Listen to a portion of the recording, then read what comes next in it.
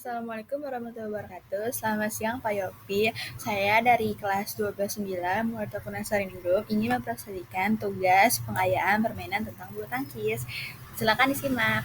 Nah, yang pertama ada pengertian. Bulu tangkis adalah olahraga yang menggunakan raket dan kok sebagai alatnya. Bisa dimainkan secara perorangan, single atau ganda. Bisa juga diartikan bahwa bulu tangkis adalah olahraga permainan yang bisa dilakukan di luar maupun di dalam ruangan.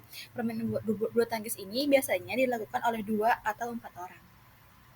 Nah, di sini ada alat dan ukuran dalam permainan bulu tangkis. Yang pertama, raket. Panjang raket ini maksimal adalah 68 cm dan lebarnya itu 22 cm.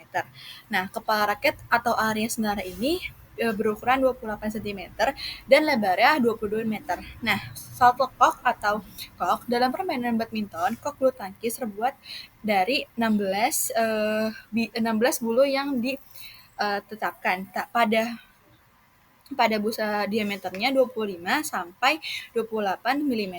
Nah, lalu berat kok tersebut sekitarnya 4,74 hingga 55 gram. Nah, sedangkan tinggi koknya antara 64 hingga 74 mm. Nah, yang berikutnya ada net. Jaringan net yang dibutuhkan permainan untuk di lapangan. Jaringan ini biasanya digunakan dalam tinggi 1,55 meter dan berada tepat di tengah lapangan. Jaringan ini harus berwarna gelap kecuali besar jaringannya yang mempunyai ketebalan 75 meter berubah menjadi warna putih. Jadi net itu tuh bisa warna hitam, putih, ataupun hijau-hijau tua. Nah, lalu kita tuh membutuhkan sepatu bulu tangkis karena nggak mungkin kalau misalkan kita main bulu tangkis memakai sendal. Lalu ada ukuran lapangan. Lapangan bulu tangkis ini berbentuk persegi panjang dan mempunyai garis lebar 40 meter dan harus berwarna kontras terhadap warna lapangan. Biasanya tuh rata-rata warna lapangan bulu tangkis itu warnanya tuh biru dan hijau. Nah, lalu tinggi net ini sekitar 1,55 meter hingga di tepi lapangan sampai 1,524 meter di bagian tengah. Lalu di sini ada teknik dasar permainan bulu tangkis. Yang pertama ada memegang raket atau grip.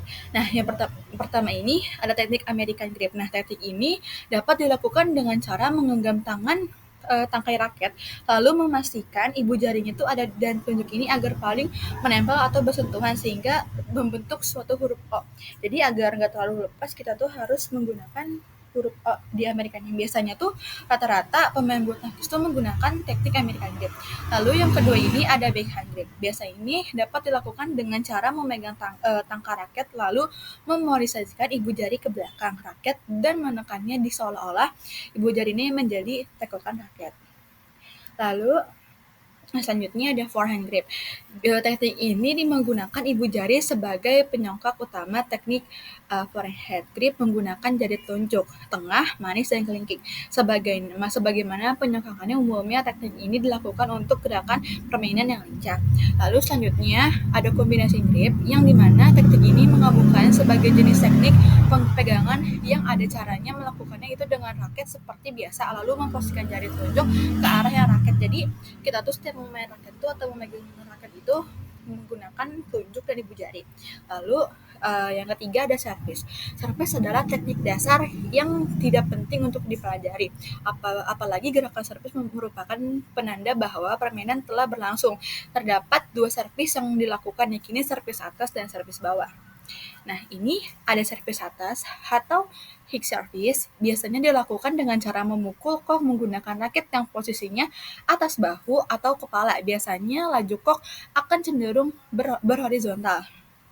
Lalu yang kedua ada servis bawah high service. Biasanya dilakukan dengan cara memukul kok menggunakan raket yang posisinya di bawah atau di dada, lalu juga akan cenderung melambung. Nah, ada smash. Space teknik ini merupakan pukulan perorangan terkuat yang terdapat dalam permainan bulu tangkis. Seperti namanya, teknik ini benar-benar men-smash kok di area target atau tubuh lawan. Nah, lalu ada forehand smash. Teknik ini adalah pukulan yang kuat yang dilakukan dari atas kepala. Biasanya teknik smash ini yang sering dilakukan setiap kita bermain bulu tangkis agar kita tuh mendapatkan poin yang cukup banyak. Nah, lalu yang keenam ada backhand smash. Teknik backhand smash merupakan salah satu teknik yang paling sulit dilakukan dalam permainan badminton. Bahkan para profesional aja melakukan ini cukup kesulitan oleh teknik ini. Kamu harus menggunakan teknik pegangan backhand grip yang lalu mendapatkan pukulan yang kuat. Karena pukulan backhand grip ini pukulan yang cukup kuat dan keras yang biasa dilakukan untuk back smash. Nah, yang ketujuh ada jumping smash. Sebenarnya teknik ini tuh teknik yang sama dengan forehand. Mungkin caranya aja yang mukulnya juga caranya masih sama dengan teknik yang forehand smash. Lalu yang kelima ada yang kedelapan ada drop smash. Ini adalah dapat dilakukan dengan cara memukul kok ke area tengah atau depan lawan secara cepat maupun mendatar. Teknik ini tuh dilakukan dengan arahnya sehingga kamu dapat menyerang area tengah atas atau belakang. Nah, yang kesembilan ini ada forehand. Ini dilakukan dengan cara sama seperti dengan smash atau forehand. Biasanya overhead sama smash ini sama aja dilakukan dengan caranya itu. Terus yang ke-10 ada drive. Drive ini umumnya dilakukan dengan teknik seperti permainan ganda, bergerak cepat dan agak mendatar. Lalu ini ada contoh-contohnya, ada forehand give, kombinasi grip, service.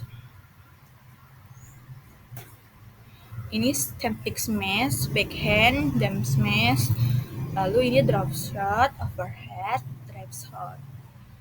Nah, di sini ada peraturan bulu tangkis. Yang pertama ini, pada saat memukul tinggi kepala daun atau raket harus berada di bawah pegangan raket. Gak mungkin kita megang raket dengan tinggi-tinggi, kecuali kita smash. Nah, terus yang kedua, ada posisi kok harus berada di bawah pinggang. Yang ketiga, kaki kiri statis, yang keempat kakinya hanya bergeser tetapi tidak lepas dari tanah. Yang keenam, penerima servis bergerak setelah servis dipukul. Terus beberapa kesalahan yang sering terjadi dalam servis permainan olahraga bulu tangkis, pada saat memukul bola, kepala daun atau raket lebih tinggi atau sejajar dengan grip raket.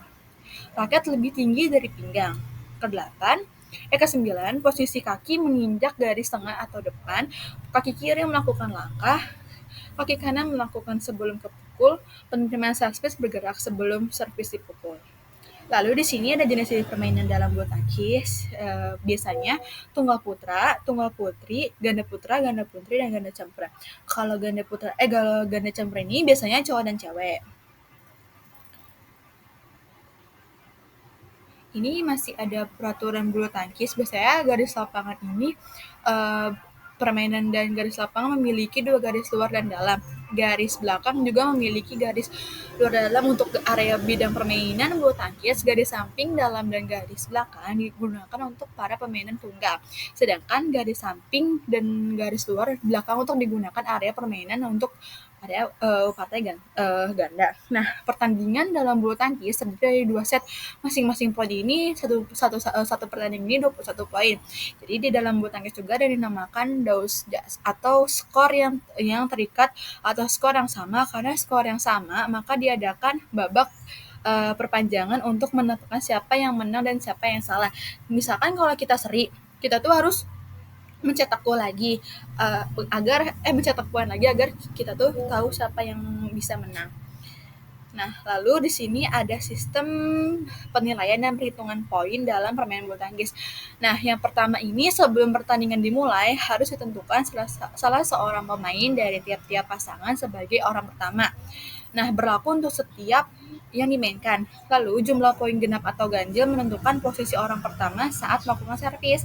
Nah, setiap pasangan mempunyai 2 kali kesempatan servis masing-masing untuk tiap pemain sebelum pindah bola, kecuali servis pertama pada tiap-tiap awal kesidanya mendapat kesempatan yang kedua.